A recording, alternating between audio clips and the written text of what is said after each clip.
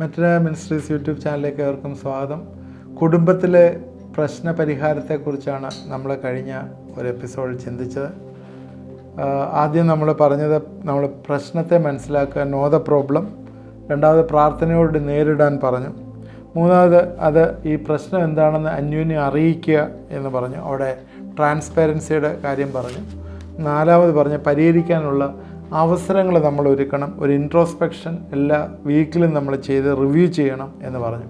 അതിനിടയിൽ നമ്മൾ അന്യോന്യമുള്ള ക്വാറൽ, വഴക്കിനെക്കുറിച്ച് പറഞ്ഞായിരുന്നു.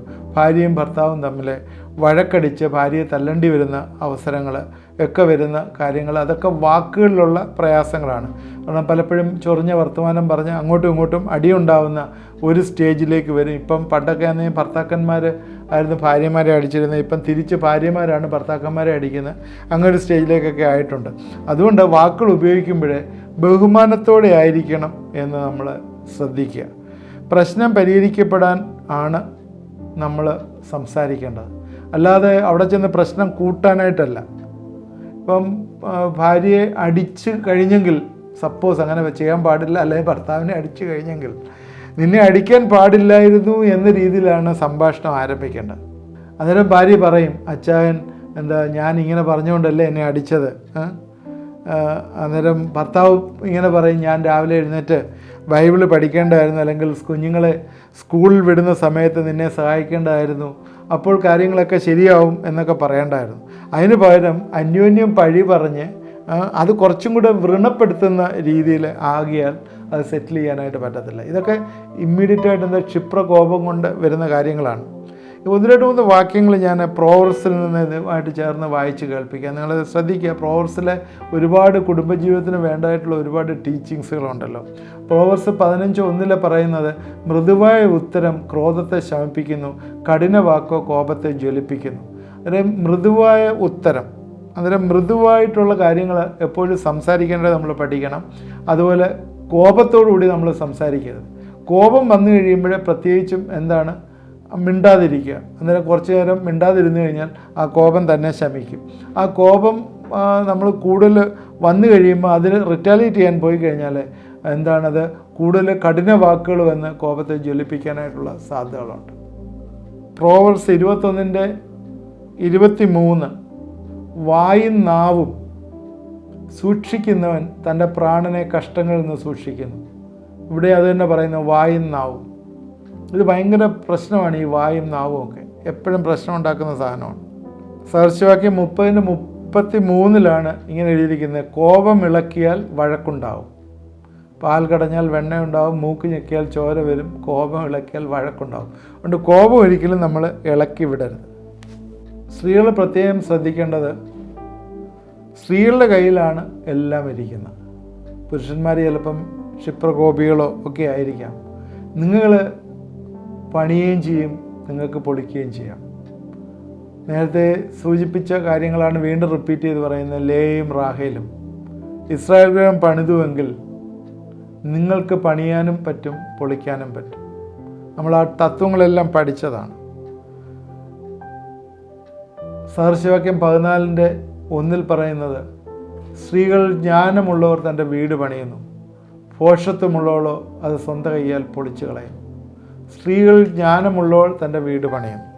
അതുകൊണ്ട് രണ്ടുപേരും ജ്ഞാനത്തോടുകൂടി പെരുമാറുകയാണെങ്കിൽ നിങ്ങൾക്ക് സമൃദ്ധിയായ ഒരു ജീവിതവും ഒരു വീടും എന്ന് വെച്ചാൽ ജ്ഞാനത്തോടു കൂടി വീട് പണിയാനായിട്ട് പറ്റും. കുടുംബജീവിതത്തിൽ ഒരാൾ തോക്കുക, ഒരാൾ ജയിക്കുക എന്നുള്ളതല്ല. അങ്ങനെ പാടില്ല. നിങ്ങൾ ഭാര്യ ജയിക്കണം, ഭർത്താവ് തോക്കണം, അല്ലെങ്കിൽ ഭർത്താവ് തോക്കണം, ഭാര്യ ജയിക്കണം, അല്ലെങ്കിൽ ഭർത്താവും തോക്കണം, ഭാര്യയും തോക്കണം. അങ്ങനെയല്ല. രണ്ടുപേരും വിജയിക്കുക എന്നുള്ളതാണ്. എന്നുവെച്ചാൽ രണ്ടുപേരും ഒരുമിച്ച് വിജയിക്കുക എന്നുള്ളതാണ്. ആർഗ്യുമെൻറ്റിനല്ല വിജയിക്കേണ്ടത്, അത് സബ്മിഷനിൽ വിജയിക്കുന്നതാണ് ഏറ്റവും നല്ലത്. രണ്ടുപേരും അന്യോന്യം കീഴ്പ്പെട്ട് സബ്മിറ്റ് ചെയ്യുന്നതല്ല. അതുകൊണ്ട് അവിടെ പഴിചാരുന്നൊരു അനുഭവം ഒരിക്കലും വരരുത്. പ്രത്യേകിച്ച് മനസ്സിലാക്കുക, വാക്കുകളുണ്ട് മുറിവേൽപ്പിക്കുകയും പഴിചാരുകയും ചെയ്യുന്നത്. കുറ്റം ആർക്കും വരാം. ആ കുറ്റം മനസ്സിലാക്കി അത് അക്സെപ്റ്റ് ചെയ്യുക. അത് ക്രിട്ടിസൈസ് ചെയ്യേണ്ടത് ആ ചില പർട്ടിക്കുലർ സമയത്ത് ഒരിക്കലും അത് ക്രിട്ടിസൈസ് ചെയ്യാൻ പാടില്ല. ദൈവസന്നിധിയിൽ പ്രാർത്ഥനയിൽ വെക്കുക, അത് മാറും.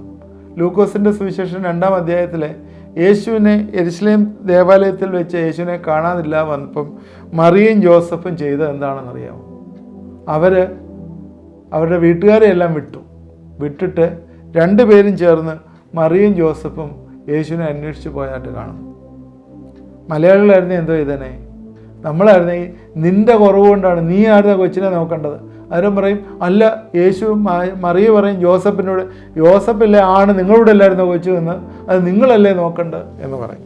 അതുകൊണ്ട് അങ്ങനെയല്ലായിരുന്നു, ബന്ധുക്കളെയൊക്കെ അവിടെ നിർത്തി അവരന്വേഷിച്ച് പോയതായിട്ട് കാണും. അത് നമ്മളതുകൊണ്ട് പരിഹരിക്കാനുള്ള അവസരം ഒരുക്കി നമ്മൾ അത് പരിഹരിക്കാനായിട്ട് നമുക്ക് ഇനിഷ്യേറ്റീവ് എടുക്കണം എന്നാണെന്ന് പറഞ്ഞു പോയത്. അടുത്ത പോയിൻ്റ്, 5-ാമത്തെ പോയിൻ്റ്,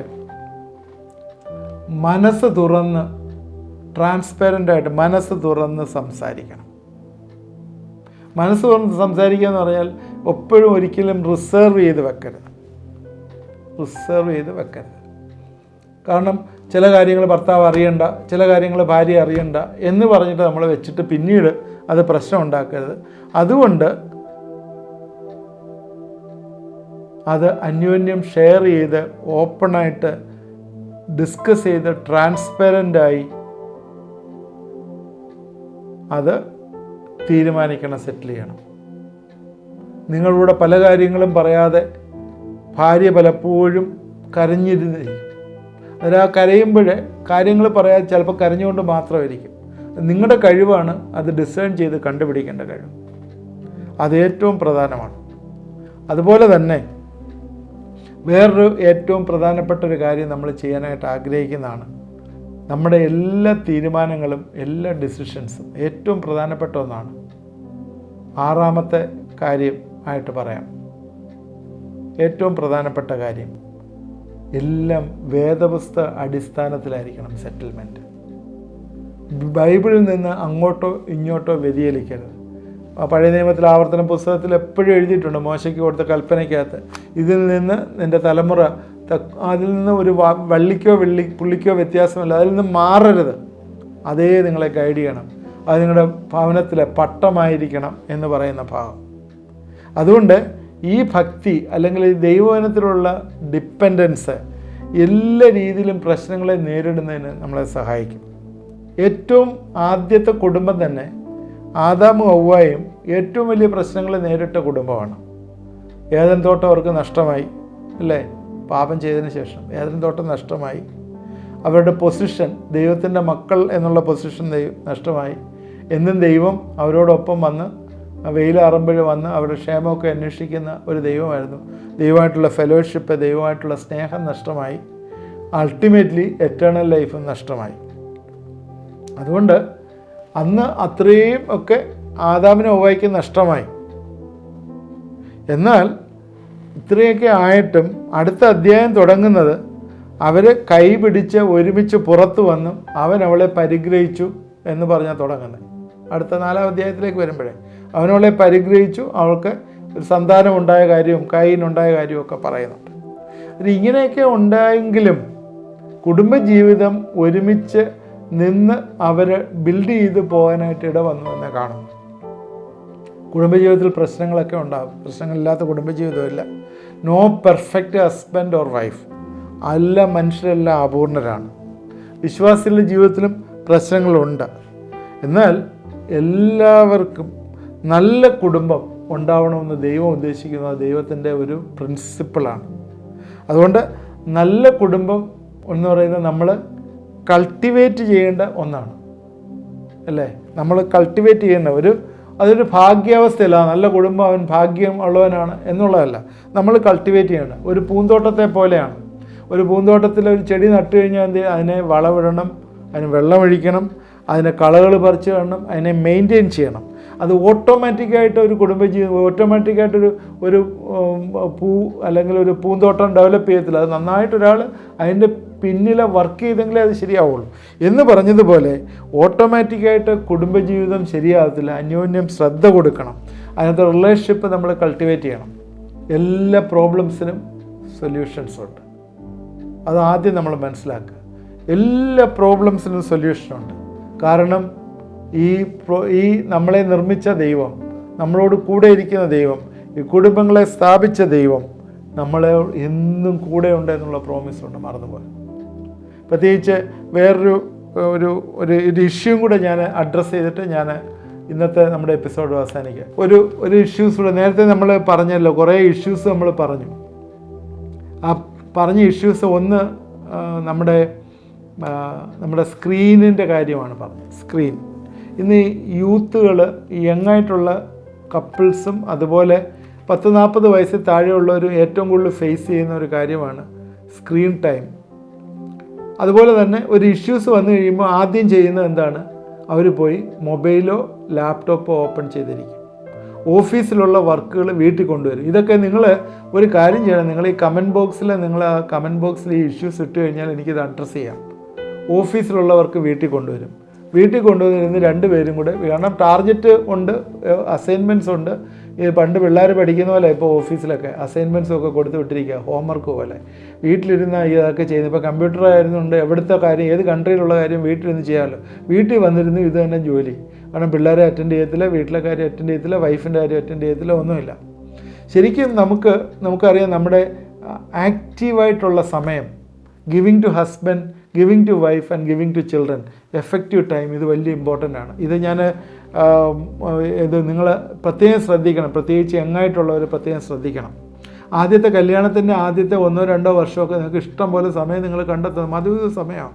നിങ്ങൾ ഇഷ്ടം പോലെ സമയം കണ്ടെത്തുന്നുണ്ട്, അന്യോന്യം ക്ഷമിക്കുകയും കരുതുകയും സ്നേഹിക്കുകയും ഒക്കെ ചെയ്യുന്നുണ്ട്. അന്നൊരു വഴക്കുമില്ല. ഒരാൾ വഴക്കടിച്ചാലും ഒന്നും ഒരു പ്രോബ്ലം ഇല്ല. എന്നാൽ ഒരു 30 വയസ്സൊക്കെ കഴിഞ്ഞ് പിള്ളേരൊക്കെ സ്കൂളിലൊക്കെ പോകാൻ പോകുമ്പോഴാണ് ഇഷ്യൂസ് ഡെവലപ്പ് ചെയ്യുന്നത് കൂടുതലായിട്ട്. ആ സമയങ്ങളിലാണ് ഇഷ്യൂസ് പൊങ്ങി വരുന്നത്. അപ്പോഴത്തേക്ക് എന്താണ്, എക്സ്റ്റേണലായിട്ടുള്ള നമ്മുടെ ഹെൽത്ത് കുറച്ച് ഡിഗ്രേഡ് ചെയ്തിരിക്കും, അല്ലെങ്കിൽ സൗന്ദര്യം കുറച്ച് കുറഞ്ഞിരിക്കും. ഈ സമയങ്ങളിലൊക്കെ എന്താണ് സംഭവിക്കുന്നത്, നമ്മൾ ഇതിനേക്കാളും ഓൾട്ടർനേറ്റ് സോഴ്സൊക്കെ അന്വേഷിച്ച് പോകുന്ന സാഹചര്യങ്ങൾ. അതൊക്കെ ക്രിസ്തീയ ജീവിതത്തിൽ ശരിയായിട്ടുള്ളൊരു കാര്യമല്ല. അത് പ്രത്യേകം ഓർത്തിരിക്കുക. അത് ക്രിസ്ത്യൻ പ്രിൻസിപ്പിളിലുള്ളതല്ല എന്നുള്ളത്. ഞാൻ നേരത്തെ പറഞ്ഞുകൊണ്ട് നമ്മുടെ സ്ക്രീൻ ടൈമിൻ്റെ കാര്യമാണ് പറഞ്ഞുകൊണ്ടത്. ഇത് സ്ക്രീൻ ടൈം, ഓഫീസിലെ ജോലി ഓഫീസിൽ ചെയ്യുക, വീട്ടിലെ ജോലി വീട്ടിൽ ചെയ്യുക. ഓക്കെ, ഓഫീസിലെ ജോലി വീട്ടിൽ ചെയ്തിട്ട് വീട്ടിൽ ചെയ്യാനായിട്ട് കൊണ്ടുവന്നു കഴിഞ്ഞാൽ അത് 2 പേരുടെ ഇടയിൽ ഇഷ്യൂ ഉണ്ടാവും. അങ്ങനെ നിങ്ങൾ ആഗ്രഹിക്കുന്നുണ്ടെങ്കിൽ, അല്ലാതെ അത്രയും സമയം നിങ്ങൾക്ക് ഭവനത്തിലും വന്ന് ഓഫീസിലെ കാര്യങ്ങൾ ചെയ്യാനായിട്ട് ആഗ്രഹിക്കുന്നുണ്ടെങ്കിൽ നിങ്ങൾ ആ ജോലി ഉപേക്ഷിച്ചിട്ട് വേറെ ജോലിയിലേക്ക് പോകണം. ഇതൊരു പേഴ്സണൽ റിക്വസ്റ്റാണ് നിങ്ങളോട്. എന്താ കാര്യം എന്ന് ചോദിച്ചാൽ, വൺസ് ഇൻ എ വൈൽ ഒരു ദിവസം ചെയ്യുന്ന പോലെ അല്ല എല്ലാ ദിവസവും ചെയ്യുന്നത്. വൺസ് ഇൻ എ വൈൽ നമുക്ക് ചെയ്യാൻ കുഴപ്പമൊന്നുമില്ല. അല്ലെങ്കിൽ ആഴ്ചയിൽ ഒരു ദിവസമോ എങ്ങാണ്ട് ഒരു അഡീഷണൽ ചെയ്യുക. എന്നാൽ ഭാര്യയ്ക്ക് കൊടുക്കേണ്ട, കുഞ്ഞുങ്ങൾക്ക് കൊടുക്കേണ്ട സമയം പ്രോഫിറ്റബിളായിട്ട് കൊടുത്തില്ലെങ്കിൽ പിന്നീട് അത് ദുഃഖിക്കേണ്ടി വരും. അതുപോലെ ഭർത്താവിന് കൊടുക്കേണ്ട സമയം, കുഞ്ഞുങ്ങൾക്ക് കൊടുക്കുന്ന സമയം കൊടുക്കേണ്ടി വന്നില്ലെങ്കിൽ നിങ്ങൾ ദുഃഖിക്കേണ്ടി വരും, ഭാര്യമാർ.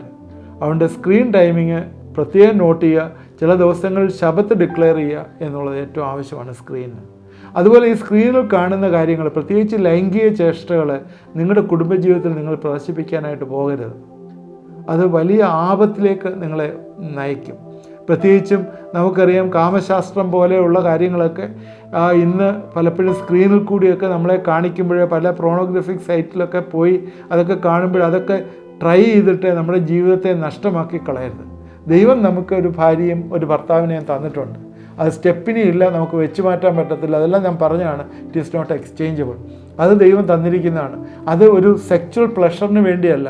എന്നാൽ അത് തന്നിരിക്കുന്നത് നമുക്ക് സ്നേഹിക്കാനും കരുതുവാനും നമ്മുടെ എഫക്റ്റീവായിട്ട് നമ്മുടെ ഒരു പാർട്ട്ണറായിട്ടാണ് തന്നിരിക്കുന്നത്. അതിൽ കൂടി നമ്മുടെ സെക്സ് നമ്മൾ സാറ്റിസ്ഫൈ ചെയ്യണം. ഞാൻ പറയാം, എന്ത് പ്രയാസങ്ങളുണ്ടെങ്കിലും, എന്ത് ദുരിതങ്ങളുണ്ടെങ്കിലും, എന്ത് ക്ഷീണങ്ങളുണ്ടെങ്കിലും, എന്ത് അഭിപ്രായ വ്യത്യാസങ്ങളുണ്ടായാലും ഇതെല്ലാം അലിഞ്ഞു ചേരുന്ന, ഈ മഞ്ഞുമലയെല്ലാം അലിഞ്ഞു ചേർന്ന് ഒന്നായിത്തീരുന്ന, അന്യോന്യം അറിയുന്ന സമയത്താണ്. അതുകൊണ്ട് സെക്സ് ലൈഫ് എന്ന് പറയുന്ന കുടുംബജീവിതത്തിൽ ഏറ്റവും പ്രധാനമാണ്. എല്ലാ മഞ്ഞുമലകളും ഉരുകുന്ന ഒന്നാണ്. അന്യോന്യം സ്നേഹിക്കുകയും കരുതുകയും അന്യോന്യം കെയർ ചെയ്യുകയും ചെയ്യുന്ന ഒന്നാണ്. അതുകൊണ്ട് അത് നമ്മൾ ഒരിക്കലും നിഷിദ്ധമായി ഇരിക്കരുത്. അതുമാത്രവുമല്ല, അതൊരു മൂലയിലോട്ട് മാറ്റി വെക്കരുത്. നിങ്ങളുടെ അൺഫോർഗീവ്നെസ്, നിങ്ങളുടെ വേണ്ടാത്ത ചിന്തകൾ, ഹാബിറ്റുകൾ കൊണ്ടുവന്ന് അത് നശിപ്പിച്ച് കളയരുത്. പ്രത്യേകിച്ച് മദ്യപാനം, അതുപോലെ വേറൊരു പാർട്ടീസ് ലൈഫിൽ കയറി വരിക, വേണ്ടാത്ത ഡീവിയേഷൻസ് വരിക, അതുപോലെ എക്സ്റ്റേണലായിട്ടുള്ള ഇൻഫ്ലുവൻസസ് വരിക. ഇതൊക്കെ വന്നിട്ട് ജീവിതത്തിലുള്ള ഭാര്യയുമായിട്ടുള്ള ലൈംഗിക ബന്ധം, ഭർത്താവുമായിട്ടുള്ള ലൈംഗിക ബന്ധം പല രീതിയിൽ ഡൈവേർട്ടായി നഷ്ടപ്പെട്ടു പോകരുത്. അത് ഏറ്റവും പ്രധാനപ്പെട്ട ഒന്നാണ്, നമ്മൾ മറന്നു പോയത്. അതുകൊണ്ട് ഞാൻ ഇത് നമ്മൾ കൺക്ലൂഡ് ചെയ്യുകയാണ്. ദൈവവചനപ്രകാരം എല്ലാ കാര്യങ്ങളും നമ്മൾ മുട്ടിച്ച് നോക്കി, അല്ലെങ്കിൽ അത് ചേർത്ത് വെച്ചിട്ട് ഞാനത് പ്രകാരമാണോ മുമ്പോട്ട് പോകുന്നതെന്ന് എപ്പോഴും ചിന്തിച്ച് നമ്മുടെ കുടുംബജീവിതം നയിക്കേണ്ടതാണ്. He's a partner. ആരാ? ദൈവം നമ്മുടെ കുടുംബജീവിതത്തിലെ ഒരംഗമാണ്. He's a partner. കാരണം അറിയാത്ത ഒരു അദൃശ്യമായിട്ടുള്ള കരം നമ്മുടെ കുടുംബജീവിതത്തിലുണ്ട്. അതുകൊണ്ട് എന്താണ്, പ്രാർത്ഥനയ്ക്കൊരിക്കലും ഇങ്ങനെയുള്ള എക്സ്റ്റേണൽ ഇഷ്യൂസ് വന്ന് അതൊരു തടസ്സമാകരുത്. പിശാച് അതാണ് നോക്കുന്നത്. നിങ്ങളുടെ പ്രാർത്ഥനാ ജീവിതം തടസ്സപ്പെടുത്തണം, നിങ്ങളുടെ ക്രിസ്ത്യൻ ലൈഫ് തടസ്സപ്പെടുത്തണം. ഏദൻ തോട്ടത്തിൽ നടന്നു അതാണ്. ഏദൻ തോട്ടത്തിൽ നിന്ന് പുറത്തായി, അവരുടെ പൊസിഷൻ പോയി, ദൈവമായിട്ടുള്ള ഫെലോഷിപ്പ് നഷ്ടപ്പെട്ടു, എറ്റേണൽ ലൈഫ് നഷ്ടപ്പെട്ടു. ഇത് തന്നെ പിശാച് ഇന്നോരോ കുടുംബജീവിതങ്ങളിലും ആഗ്രഹിക്കുന്നത്. എന്നാൽ നമ്മൾ അതിനെ ബീറ്റ് ചെയ്ത് മേളിൽ കയറണം. എങ്ങനെയാണ് ബീറ്റ് ചെയ്യുന്നത്? യേശുക്രിസ്തു എങ്ങനെയാണ് പിശാചിനെ ജയിച്ചത്? യേശുക്രിസ്തു 3 ടെംപ്റ്റേഷനും പിശാച് ടെംപ്റ്റ് ചെയ്ത 3ഉം ദൈവവചനത്താലാണ് ജയിച്ചത്. ദൈവവചനം കോട്ട് ചെയ്താണ് ജയിച്ചത്. അത് നമുക്കൊരു മാതൃകയാകട്ടെ. ദൈവവചനമാണ് നമ്മളെ ഗൈഡ് ചെയ്യേണ്ടത്. അതുകൊണ്ട് ഈ നാളുകളിലെ കുടുംബജീവിതത്തിലെ എല്ലാ പ്രശ്നങ്ങൾക്കും ദൈവവചനവും പരിശുദ്ധാത്മാവും നമ്മളെ സഹായിക്കാൻ ദൈവം പറഞ്ഞിട്ടുണ്ട്. വിവാഹം സ്ഥാപിച്ച ദൈവം പറഞ്ഞിട്ടുണ്ട്, ലോകാവസാനത്തോളം നിങ്ങളുടെ ഉണ്ട്, നിങ്ങളുടെ പ്രോബ്ലംസോട് കൂടെയുണ്ട്. നിങ്ങൾ ആ പ്രോബ്ലത്തിൽ എന്താണ് ചെയ്യേണ്ടതെന്ന് നമ്മൾ ഒരു 7 ഡോക്ടറിൻസ് ഞങ്ങൾ പറഞ്ഞു തന്നു, ഹൗ ടു ഡു ഇറ്റ്. അതുപോലെ നിങ്ങളൊന്ന് ജീവിച്ചു കഴിഞ്ഞാൽ ഈ പ്രോബ്ലംസ് ഓരോന്നും ആ 7 ഡോക്ടറിനകത്ത് കൊണ്ടുവന്ന്, 7 ഉപദേശത്തിനകത്ത് കൊണ്ടുവന്ന് നമ്മൾ ചേർത്ത് വെച്ച് കഴിയുമ്പോഴേ അതിനൊക്കെ ഒരു സൊല്യൂഷൻ ദൈവം തരും. പ്രാർത്ഥനയിൽ കൂടി ഒരു സൊല്യൂഷൻ തരും. ഇനി സ്പെസിഫിക്കായിട്ട് നിങ്ങൾക്ക് എന്തെങ്കിലും പ്രോബ്ലംസ് നിങ്ങൾ ഫേസ് ചെയ്യുന്നുണ്ടെങ്കിൽ, ഭാര്യ ഭർത്തൃ ബന്ധത്തിൽ, സെക്ച്വൽ ലൈഫിൽ, കുഞ്ഞുങ്ങളുമായിട്ടുള്ള ബന്ധത്തിൽ എന്തെങ്കിലും ഉണ്ടെങ്കിൽ അത് എന്നോട് ഷെയർ ചെയ്യുക. പേഴ്സണലായിട്ടോ ഫോണിൽ കൂടെ ഷെയർ ചെയ്യുക. ഏതെങ്കിലും കൗൺസിലിംഗ് ആവശ്യമുണ്ടെങ്കിൽ തരാനായിട്ട് വി ആർ പ്രിപ്പയർഡ്. അത് നമുക്ക് ചെയ്യാം. ദൈവം നമ്മളെ സഹായിക്കട്ടെ. ഇനി കുഞ്ഞുങ്ങളെ വളർത്തുന്നതും കുഞ്ഞുങ്ങളുമായിട്ടുള്ള കാര്യങ്ങളാണ് ഇനി അടുത്ത് ഷെയർ ചെയ്യാനായിട്ടുള്ളത്. അത് വലിയൊരു സബ്ജക്റ്റാണ്. അത് കുറേ എപ്പിസോഡ് എടുത്തെങ്കിലേ അത് തീരുള്ളൂ. ഞാൻ ഈ ഇഷ്യൂസ് അധികം പറഞ്ഞില്ല, 4-5 എപ്പിസോഡ് കൊണ്ട് ഞാനത് നിർത്തുകയായിരുന്നു. ശരിക്കും ഇഷ്യൂസ് പറഞ്ഞാൽ ഓരോ ഇഷ്യൂസ് അഡ്രസ്സ് ചെയ്യണമെങ്കിൽ ഓരോ എപ്പിസോഡ് വേണം. ഓരോരുത്തർക്കും ഓരോ രീതിയിലായിരിക്കും. കാരണം ഓരോ പേഴ്സണാലിറ്റീസ് ഡിഫറെൻ്റാണ്. ദൈവം ഒരാളിനെ പോലെ വേറൊരാളിനെ ക്രിയേറ്റ് ചെയ്തിട്ടില്ല. ഓരോ പേഴ്സണാലിറ്റിക്കും ഉള്ള രീതികൾ ഡിഫറെൻ്റാണ്. അതുകൊണ്ട് നമുക്ക് ജനറലായിട്ടൊരു പ്രിൻസിപ്പിളേ പറയാൻ പറ്റുള്ളൂ.